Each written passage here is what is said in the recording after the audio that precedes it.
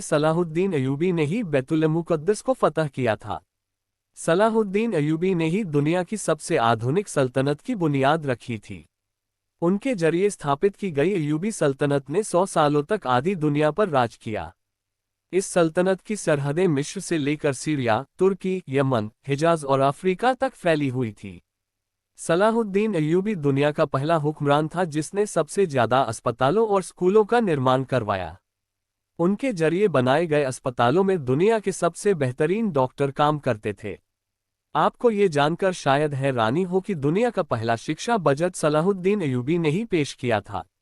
उन्होंने छात्रों के रहने के लिए हॉस्टल और कैंटीन बनाने की जिस परंपरा की शुरुआत की उसे आज पूरी दुनिया में इस्तेमाल किया जाता है। सलाहुद्दीन अय्यूबी ने कभी जनता का पैसा खुद पर खर्च नहीं किया, यहाँ तक कि उन्होंने अपनी जिंदगी में कभी रेशमी कपड़े नहीं पहने। इतनी बड़ी सल्तनत का मालिक होने के बावजूद सुल्तान सलाहुद्दीन अय्यूबी ने अपनी पूरी जिंदगी एक टेंट में गुजार दी। सुल्तान सलाहुद्दीन अय्यूबी को इतिहास का सबसे न्यायप्रिय बादशाह कहा जाता है। उनके दरबार में हर इंसान को आने की इजाजत थी। सलाहुद्दीन अय्यूबी ने सप्ताह में 2 बार जनता दरबार लगाने की जिस परंपरा की शुरुआत की उसे आज बहुत से देशों में इस्तेमाल किया जाता है। सलाहुद्दीन अय्यूबी की इंसाफ-पसंदी का ये आलम था कि यहूदी और ईसाई भी अपने फैसलों के लिए उनके दरबार आते थे। सुल्तान सलाहुद्दीन अय्यूबी के दौर में मिस्र दुनिया के सबसे अमीर शहरों में से एक था। उनकी हुकूमत में काहिरा और दमिश्क के अस्पतालों में दुनिया भर से लोग इलाज के लिए आते थे। दुनिया के मशहूर वैज्ञानिक एडलार्ड ने साइंस की शिक्षा मिस्र और सीरिया में ही हासिल की थी। आपको ये जानकर शायद हैरानी हो कि सलाहुद्दीन अय्यूबी के जरिए स्थापित की गई सल्तनते अय्यूबिया में ही आंखों के इलाज पर सबसे ज्यादा रिसर्च की गई। मोतियाबिंद का सबसे बेहतरीन इलाज मिस्र में ही खोजा गया था। सलाहुद्दीन अय्यूबी की सल्तनत में रहने वाले इब्न अल-बैतार ने 300 से अधिक दवाओं की खोज की। उसकी लिखी किताब अल-मुगन्नी और किताब अल-जामी को 17वीं सदी ईस्वी तक ऑक्सफोर्ड जैसी यूनिवर्सिटियों में पढ़ाया जाता रहा। आपको ये जानकर शायद हैरानी हो कि सलाहुद्दीन अय्यूबी मिस्र और सीरिया के पहले सुल्तान थे। उन्हें इस्लाम का अघोषित खलीफा भी कहा जाता था।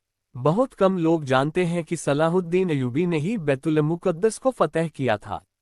उन्होंने ही 1187 ईस्वी में सलीबियों को शिकस्त देकर मस्जिद अक्सा को आज़ाद करवाया था। सलाहुद्दीन अय्यूबी ने मस्जिद अक्सा को फतह करने के लिए 16 जंगें लड़ी। वो हर जंग में एक मेहराब अपने साथ रखते थे ताकि जब बैतुल मुक़द्दस फतह हो तो उस मेहराब को अपने हाथों से मस्जिद अक्सा में लगा सकें। 1187 ईस्वी में जब उन्होंने बैतुल मुक़द्दस को फतह किया तो ये मेहराब उनके हाथों ही मस्जिद अक्सा में स्थापित हुआ।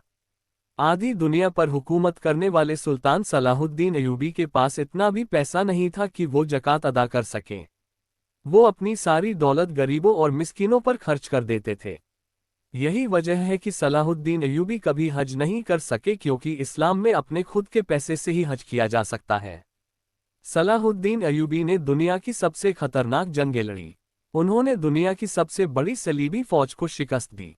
इस फौज की ताकत का अंदाजा इसी बात से लगाया जा सकता है कि इसमें दुनिया भर के 6 लाख ईसाई शामिल हुए थे, यहाँ तक कि यहूदियों का एक बड़ा गिरोह भी सलीबियों की मदद कर रहा था। नूरुद्दीन जंगी और सलाहुद्दीन अय्यूबी का इतिहास। सलाहुद्दीन अय्यूबी शुरुआती दिनों में नूरुद्दीन जंगी के फौजी कमांडर थे, लेकिन 1164 में उन्होंने जब मिस्र को फतह किया तो नूरुद्दीन जंगी ने उन्हें मिस्र का शासक बना दिया गया और फिर सलाहुद्दीन अय्यूबी की सल्तनत का दायरा फैलता ही चला गया। यहाँ तक कि सऊदी अरब से लेकर इराक, शाम, सूडान, तुर्की और अफ्रीका तक का पूरा इलाका सलाहुद्दीन अय्यूबी के कब्जे में आ गया। सुल्तान सलाहुद्दीन अय्यूबी ने सलीबियों से लगातार 12 सालों तक जंग लड़ी। उन्होंने जंगे हित्तीन में अपने 12,000 सिपाहियों की मदद से सलीबियों के 63,000 लश्कर को खाक में मिला दिया।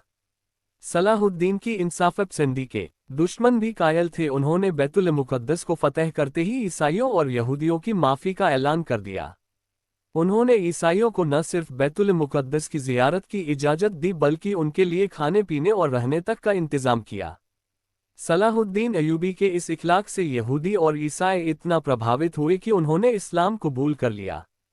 सलाहुद्दीन अय्यूबी के होते हुए किसी में मुसलमानों की तरफ आंख उठाने की हिम्मत न थी।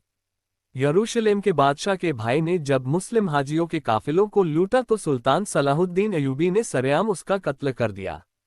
सलाहुद्दीन अयूबी के जरिए आज़ाद करवाए गए बैतुल-मुक़द्दस पर मुसलमानों ने 750 साल हुकूमत की, लेकिन 1948 में अमेरिका, ब्रिटेन और फ्रांस ने मिलकर फ़िलिस्तीन में एक यहूदी देश इज़राइल की स्थापना कर दी और बैतुल-मुक़द्दस के आधे हिस्से पर यहूदियों ने कब्ज़ा कर लिया। 1967 में होने वाली अरब और इजराइल जंग में बाकी हिस्सा भी यहूदियों के कब्जे में चला गया। बैतुल-मुक़द्दस मुसलमानों का किबला अव्वल था। मुसलमान पहले इसी की तरफ मुंह करके नमाज पढ़ते थे। हजरत मोहम्मद सल्लल्लाहु अलैहि वसल्लम ने यहीं से मेराज का सफ़र तय किया था और मस्जिद अक्सा में ही तमाम नबियों की इमामत की थी। सलाहुद्दीन अयूबी ने अपनी पूरी जिंदगी मैदान जंग में गुजार दी।